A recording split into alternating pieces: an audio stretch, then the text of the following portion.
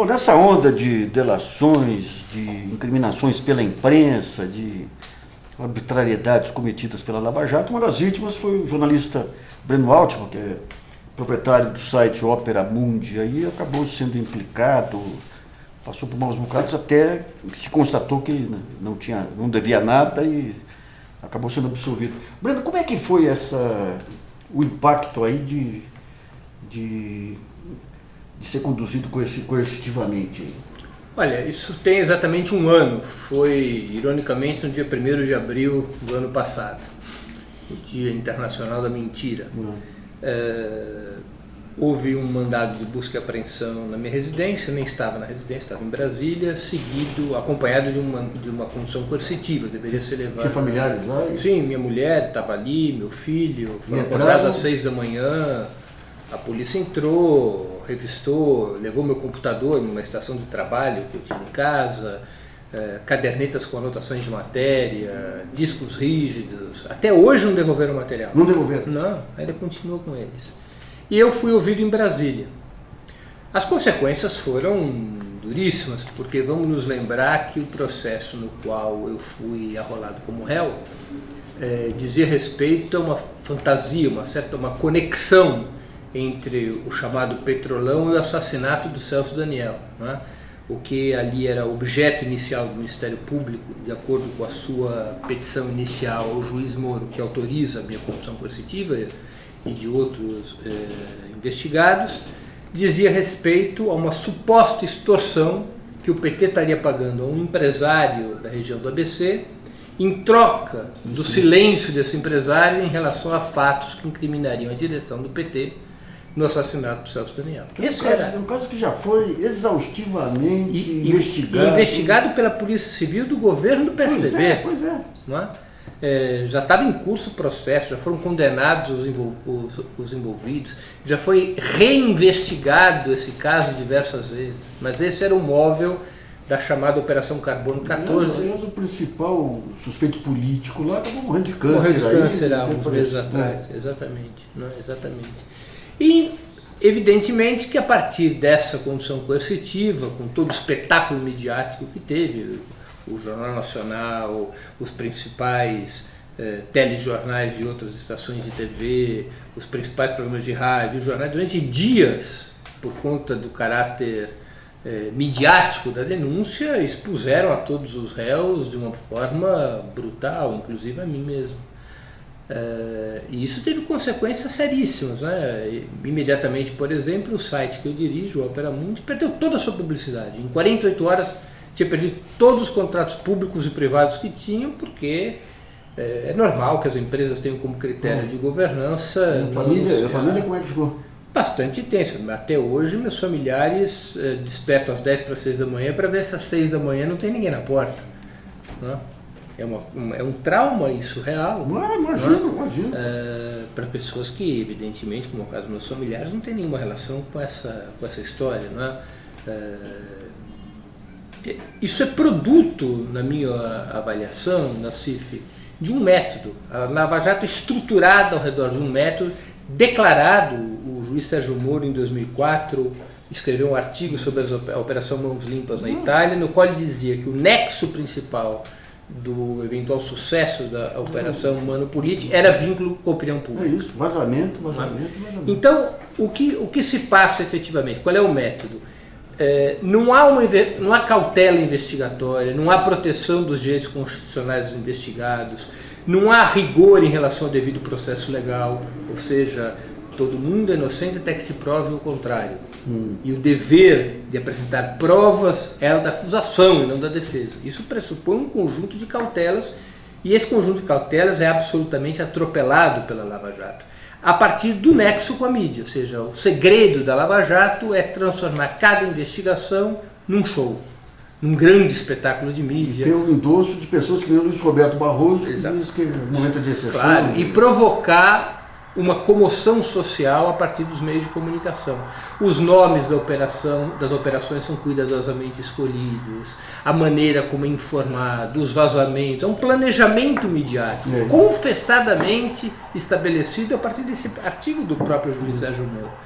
Isso o que acaba acarretando? Mesmo quando um investigado se torna réu, e réu acaba sendo declarado inocente, como foi o meu caso e o caso de outros, mesmo quando, repito, esse réu declarado inocente, ele já pagou uma pena antecipada. Claro. Porque a exposição pública provoca um dano de imagem e, portanto, uma consequência danosa moral e materialmente, que é irreparável. Ou seja, os recursos que o Opera Mundi deixou de arrecadar, os efeitos disso sobre minha vida profissional e sobre os profissionais que perderam emprego no Opera Mundi, porque nós somos obrigados a cortar custos. Esses efeitos são irreparáveis. E o impacto na família.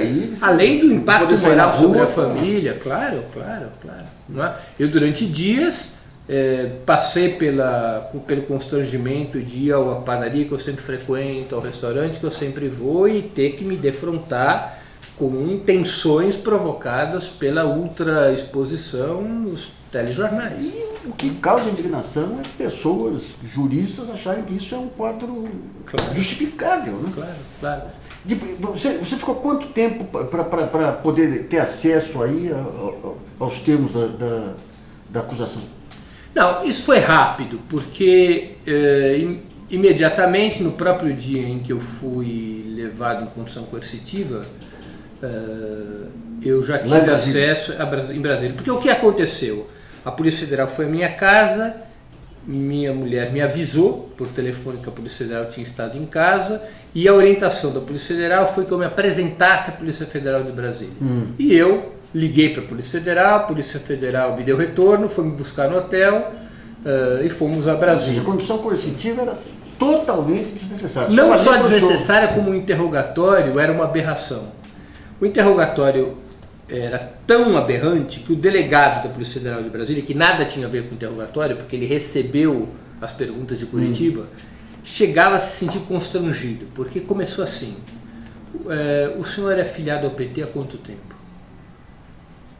O senhor já contribuiu em campanhas eleitorais? O senhor teve editora no passado. Que tipo de livros o senhor publicava? O senhor também publicou revista. Qual era o conteúdo da revista? Ou seja, um interrogatório político. Era uma violação constitucional. Por seguidas vezes eu disse: doutor delegado, essas perguntas violam a Constituição brasileira. Eu posso editar o que eu quiser, até obra pornográfica se eu quisesse. A Constituição me permite. As revistas que eu publiquei, eu dirigi, podiam reportar o que bem desejassem, porque também a Constituição permite. O senhor não pode me perguntar sobre isso. Isso nada tem a ver com o processo. Então eram perguntas deste naipe. As perguntas chegavam a ser também sobre quais eram minhas relações pessoais com importantes dirigentes do PT, como o ex-ministro José Dirceu e o ex-presidente Lula. Eram efetivamente aberrações e poucas perguntas concretas sobre o processo. Durou menos de uma hora meu depoimento em Brasília. Eu jamais tinha sido convidado ou intimado a depor a respeito desse processo. Aliás, eu soube que havia um inquérito a esse respeito, no qual alguns dos investigados citavam o meu nome, e eu pedi ao meu advogado que dissesse ao Ministério Público em Curitiba que eu estava à disposição para responder a pergunta que fosse necessária. E jamais... Você se colocou à disposição? Absolutamente. Eu tenho um endereço fixo, eu moro na mesma casa, com idas e vindas, mas é a casa onde minha família mora há mais de 40 anos. Residência mais fixa do que isso, impossível. Eu sou uma pessoa com atividade profissional pública, ou seja, sou facilmente localizável. Não havia qualquer necessidade desse tipo de condição coercitiva, ainda mais se tratando, Nassif, de um caso ocorrido há 12, 13 anos atrás. Que pessoa que tivesse cometido um delito manteria provas por 12 ou 13 anos, com 2 anos de percurso já da Lava Jato? Não tem nenhum cabimento. Só havia uma razão para a condição coercitiva, ou para a prisão preventiva do senhor Ronald Maria Pinto, que era o empresário do ABC, que também foi réu no processo, ou para a prisão temporária do Silvio Pereira, que foi secretário-geral do Partido dos Trabalhadores até 2005. O único motivo era o espetáculo. O único motivo. Não há nenhuma justificativa. Tanto é assim que, numa rara decisão revisional, o TR, o Tribunal Regional Federal de Porto Alegre, revogou a prisão preventiva do empresário Ronald Maria Pinto. Coisa que nunca tinha ocorrido até então. Todas as prisões preventivas decretadas pelo juiz Sérgio Moro foram mantidas. Mas nesse caso foi revogada. Porque não havia qualquer base material para isso.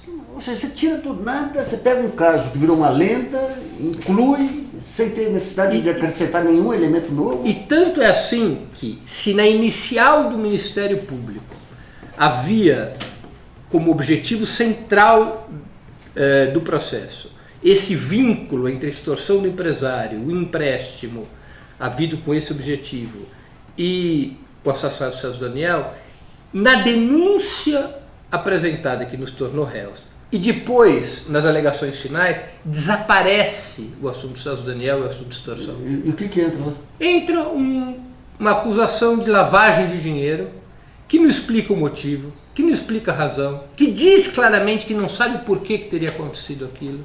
São 36 páginas, um processo com esse espetáculo todo, terminou com uma alegação final de 36 páginas, no qual a citação a mim são de 6 linhas. Ou seja, tudo aquilo, o rato efetivamente pariu uma montanha. Ou nesse caso concreto, ao invés da montanha parir o rato pariu uma montanha. E daí, o que você tem de defesa agora? Você vai entrar com uma ação? Isso está sendo estudado pelos meus advogados, porque nós ainda não temos a sentença transitada em julgado. Teoricamente, o Ministério Público pode recorrer ao Tribunal Regional Federal em Porto Alegre, o TRF4. Né? Eles podem, eventualmente, fazer uma revisão das penas para cima ou para baixo. No meu caso, eles podem até transformar a absolvição em culpa, teoricamente. Né? E nos outros casos podem transformar aqueles que foram condenados em inocentes ou reduzir suas penas. Quer dizer, não foi transitado em julgado, como se diz no linguajar jurídico. Meus advogados analisam que procedimento adotar. Vamos nos lembrar que a legislação brasileira tem uma forte garantia aos juízes e procuradores. Nenhum juiz e nenhum procurador pode ser processado individualmente por decisões incorretas na interpretação da lei. Mas tem uma lei, essa lei de abuso de autoridade, que até eles queriam mudar, diz que a atual é bastante genérica, permite essa... Não? Ou seja, nenhum juiz pode ser condenado por interpretação da lei. Isso faz parte de uma das garantias de independência da magistratura. Né?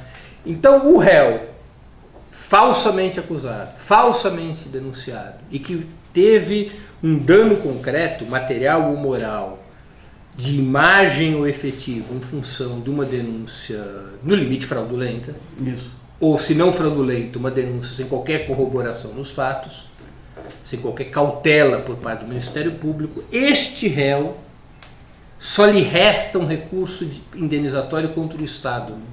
E isso, como a gente sabe, é um recurso de longo prazo, que passa obrigatoriamente por todas as instâncias judiciais, que costuma demorar muitos e muitos. Quem comete o abuso não acontece nada. Não acontece nada com quem comete o abuso e não existe um mecanismo de reparação à injustiça do Estado efetivo no país. Nem na forma do direito de resposta, nem na forma da reparação material. Como é que os jornais deram a sua solução? A televisão deu a sua solução? Vamos dizer assim, cumpriram o protocolo. Os jornais impressos foram corretos. O Estadão deu uma boa entrevista. O Estadão deu uma boa entrevista, a Folha também. Eu não tenho do que me queixar em relação aos impressos. O problema maior foi no Jornal Nacional e nos demais telejornais da Rede Globo, que na época da acusação da condução coercitiva deram imenso destaque durante dias seguidos, deram-se ao trabalho de pegar uma entrevista minha própria Globo News e passavam em câmera lenta enquanto repetiam as acusações contra mim. Era uma cena de exposição do tipo, guardem a cara desse cidadão. Na absolvição, deram uma nota com fotografia num caso, uma nota coberta no outro, sem maior destaque. Cumpriram o protocolo.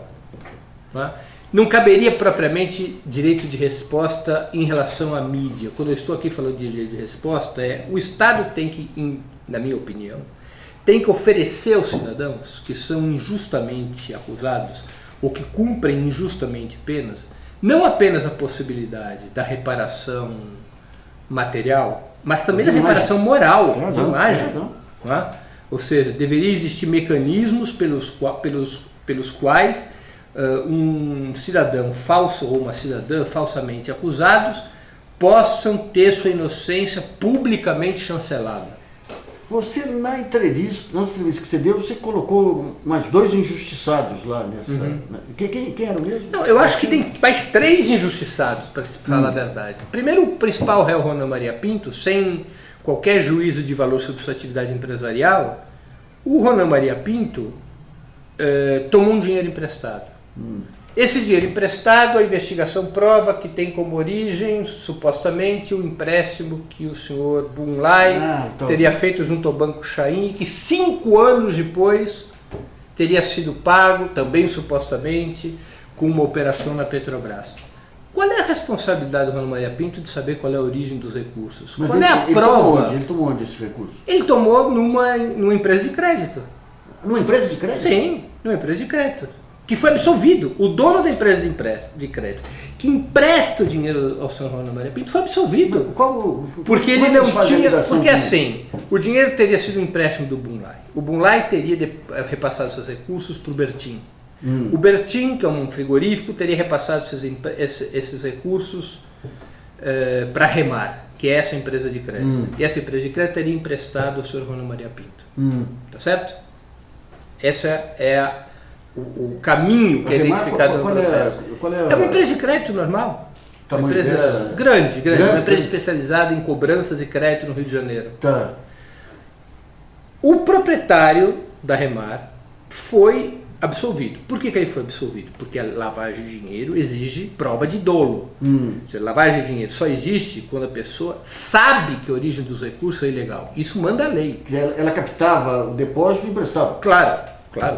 É obrigatório saber que houve origem criminosa nos recursos. Não basta ter havido transferência dos recursos ilegais. Claro. Tem que ter consciência. Isso está chancelado em jurisprudência do STF. Aplicava nela, provavelmente com juros de mercado maior. Exatamente. Aí. E esses recursos da Remar foram emprestados ao doutor Ronan Maria Pinto. Pois quer dizer, entre o Chain aqui e aqui são 5 anos. 5 anos. Até que foi pago. Então, como não havia obrigação do senhor Oswaldo de saber que eventualmente esse recurso tinha origem ilegal, o senhor Oswaldo é o proprietário da Remar, ele foi absolvido. E o senhor Ronan foi condenado. Qual é a congruência disso? Por que quem tomou o empréstimo teria obrigação de saber do eventual dolo, da eventual lavagem de dinheiro dolosa, e quem emprestou não? Essa é uma injustiça. A segunda injustiça tem a ver com o senhor Enivaldo Quadrado. O senhor Marcos Valério, que foi uma espécie de delator premiado informal, que inventou uma série de mentiras, inclusive me envolvendo, que depois se provaram mentirosas por declaração do próprio juiz Moura. O próprio Ministério Público pede a absolvição do Marcos Valério. O senhor Enivaldo Quadrado era apresentado como uma pessoa que teria ajudado o senhor Marcos Valério na confecção dos contratos do empréstimo. Como pode o mandante e operador da primeira tentativa de empréstimo, da primeira construção de empréstimo ter sido absolvido, e o seu eventual auxiliar, cujo único papel no empréstimo teria sido transmitir informações de um lugar para o outro, ter sido condenado? Isso é tudo o pessoal de Curitiba? Tudo foi condenado em Curitiba. Os procuradores de Curitiba? Curitiba. Terceiro e principal injustiça, Delúbio Soares, que eu estou convencido, cujo único motivo da condenação é pelo fato de ter sido tesoureiro do PT. O Delúbio não participa de nenhum dos supostos episódios de lavagem. Ele teria participado de uma reunião na qual o senhor Bunlai teria dito que aceitava fazer o empréstimo supostamente em nome do Partido dos Trabalhadores. Ora, o empréstimo não é um crime. Inclusive o empréstimo terceirizado. Basta a gente ver o que acontece no país hoje. O que acontece quando uma empresa não tem crédito na praça? Ela pede para uma empresa amiga que levante o crédito e repasse. Não há ilegalidade nisso. Um partido político muito dificilmente vai conseguir recursos em banco. Como é que uma entidade, uma instituição pública como um partido, uma associação de benemerência, um clube sem fins lucrativos, como é que eles operam no mercado financeiro? Muitas vezes eles pedem para os seus sócios ou pedem para amigos levantarem recursos em seus nomes e fazem entre esses amigos ou sócios contratos privados de empréstimo. Isso é direito. Você tem o tal do empréstimo do Bunlai. Agora, ele tem alguma forma de pagamento para... Qual é o problema fundamental? Há um empréstimo, Tá bem? Bunlai toma um empréstimo, supostamente esse empréstimo era para o Partido dos Trabalhadores. Nisso não há crime nenhum. Nenhum crime. Certo. Perfeito? É disso que o Delúbio é acusado, de participar de uma reunião que supostamente teria, na qual o Bunlai teria dito que o empréstimo tinha como destino o Partido dos Trabalhadores. Fato que o Delúbio nega. E apenas e tão somente por isso, pela afirmação do Bunlai, o Delúbio é condenado. Que coisa, hein? Sem prova nenhuma. Sem prova nenhuma. Sem ter participado de nenhuma lavagem do dinheiro. Porque a tomada do empréstimo não é lavagem. Claro. Não é lavagem. Ué, é empréstimo oficial? Como É um empréstimo formal. Formal, então. Bom. Qual é a operação de maquiagem acusatória que faz o Ministério Público? Eles pegam um fato que ocorre 5 anos depois. Supostamente o Chaim teria liquidado esse empréstimo de uma forma fraudulenta quando recebeu o contrato da construção de uma plataforma da Petrobras. Que ele já era fornecedor da Petrobras, etc. Então, é acusado o senhor Bunlai de ter sido intermediário entre a Petrobras e o Banco Chaim para sair dessa plataforma, com a ajuda do senhor Nestor Cerveró, a concessão desse contrato da tal plataforma liquidaria o empréstimo feito pelo Bunlai 5 anos antes. Ora, ainda que essa história seja verdadeira, qual é a prova de que quando o empréstimo foi fornecido, já se sabia que o pagamento seria ilegal? Tá. 5 anos antes? Entendi. Ou seja, o empréstimo é completamente legal. Ele não implicou em fraude nenhuma. O Banco Chaim não emprestou recursos públicos, emprestou recursos próprios, cobrou juros de mercado. O contrato passou pelas mãos de diversos peritos que disseram que é um contrato com taxas de juros normais, com prazos normais. Esse contrato foi seguidamente cobrado do Sr. Bunlai. Várias formas de pagamento foram negociadas. O Sr. Bunlai não pagou ao longo de anos. O que o Sr. Delúbio tem a ver com isso? O que o PT tem a ver com isso? Que coisa. Ou seja, fizeram uma forçação de barra. A forçação de barra é pegar um fato supostamente criminoso, ocorrido em 2009, que teria sido o pagamento do Banco Chaim através desse contrato com para a construção dessa plataforma e construção e operação dessa plataforma da Petrobras, e pego este fato e diz, bom, se o contrato de empréstimo foi liquidado de forma criminosa, por consequência, o empréstimo era criminoso. E fizeram isso tão somente porque só pode haver crime de lavagem se tem fato antecedente. Não pode existir lavagem de dinheiro pela nossa legislação sem que tenha havido um crime antecedente que tenha gerado recursos que precisaram ser lavados. E qual é do Marcos Valério com você? Olha, eu só posso especular, eu não tenho informação. O Marcos Valério, em 2012, desesperadamente condenado no processo do Mensalão, ele busca uma delação premiada. E ele dá uma entrevista, ele tem uma audiência com o Ministério Público, se não me engano, o Ministério Público Federal de Minas Gerais, no qual ele se oferece para fazer uma delação premiada, e ele diz que, entre outros fatos que ele teria a relatar, estaria esse suposto empréstimo que teria sido feito pelo senhor Ronaldo Maria Pinto. Ele fala de uma reunião na qual estariam presentes o senhor Ronaldo Maria Pinto, o senhor Silvio Pereira, ele e eu. Nunca existiu essa reunião. Aliás, o Ministério Público não cita nas suas alegações finais que ele solicitou à Polícia Federal que investigasse junto aos hotéis, porque a reunião teria acontecido no hotel de São Paulo chamado Hotel Puma. Solicitou ao hotel, nas datas aventadas pelo senhor Marcos Valério, provas da presença daquelas pessoas nas câmaras de vigilância do hotel. Não havia prova nenhuma. E não incluiu isso? Não incluiu isso no processo. Ué, mas o Ministério Público brincou de um negócio que chama-se pular amarelinha. Os advogados chamam desse jeito. O que é pular amarelinha? Essa prova eu falo, essa prova não falo. Essa prova eu falo, essa prova não falo. Não é? Pular amarelinha no jargão jurídico. Ao longo desse ano eu fui aprendendo várias expressões do jargão jurídico. Então, o Marcos Valério, eu creio que inventou a história dessa reunião, que os outros 3 participantes negam. Ronan nega, Silvio Pereira nega, e evidentemente eu nego. Inventou isso como uma maneira de dizer que ele tinha informações sobre o PT. Ele tinha que colocar o Silvio Pereira na história, e eu acho que ele me coloca por conta das minhas relações notórias com o Partido dos Trabalhadores, com o Zé Dirceu, com o Lula. Entendeu? Ele tem que colocar um personagem. Evidentemente que ele não podia colocar o Lula nessa reunião, ele não podia colocar o Zé Dirceu numa reunião desse tipo. Então, eu acho que ele calculou, eu vou colocar uma pessoa que eu possa dizer depois que era o representante. Tá, entendi. É a única explicação que eu tenho, porque é uma sórdida mentira. Eu jamais estive pessoalmente com o Marcos Valério, o conheci em atividades públicas do PT, na época em que ele tinha relações com a tesouraria do PT, devo tê-lo visto em 2 ou 3 atividades, nas quais tinham 20, 30 pessoas, 10 pessoas, nunca troquei palavra com eles, não me lembro de tê-lo sequer cumprimentado. Que absurdo. Essa entrevista eu dedico aqui particularmente ao ministro Luiz Roberto Barroso, aquele que acha que o estado de exceção se justifica.